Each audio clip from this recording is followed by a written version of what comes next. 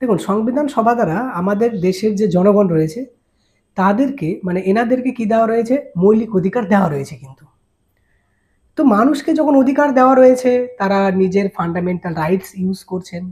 Article 14 হোক, article 15 হোক, article 19 হোক, আপনার রাইট টু প্রাইভেসি রয়েছে। আপনি যেখানে ইচ্ছা ঘুরতে যেতে পারছেন, কারো সাথে মিশতে পারছেন, আপনি স্কুল কলেজে পড়তে পারছেন, আপনার কাছে ইকুয়ালিটি রয়েছে।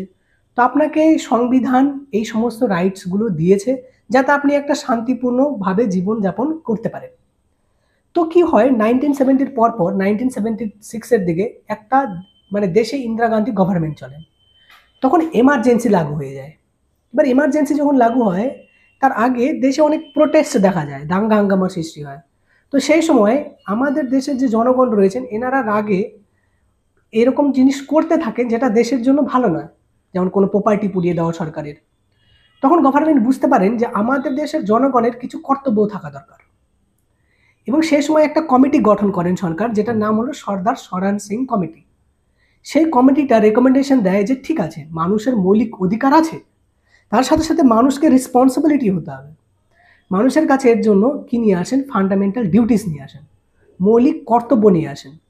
এর জন্য পরবর্তীকালে সর্দার সরণ সিং কমিটির রেকমেন্ডেশনে 42nd কনস্টিটিউশনাল অ্যামেন্ডমেন্ট অ্যাক্ট 1976 দ্বারা আমাদের সংবিধানের পার্ট 4A এবং 51A আর্টিকেলে প্রথমত আমাদের যে সর্দার সরণ সিং কমিটি ছিল, উনি রেকমেন্ডেশন করেন 8টা ফান্ডামেন্টাল ডিউটিস থাকবে আমাদের দেশের মানুষজনের।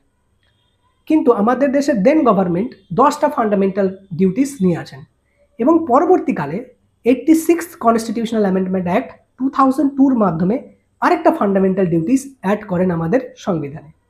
বর্তমানে আমাদের ফান্ডামেন্টাল ডিউটিস 11টা রয়েছে। আর সংবিধান আমাদের জীবনের উপরে ভীষণ ইম্পর্টেন্ট রোল প্লে করে।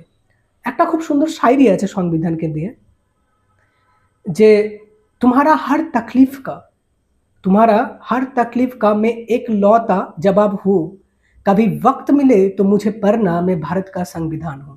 Thank you so much to all of you.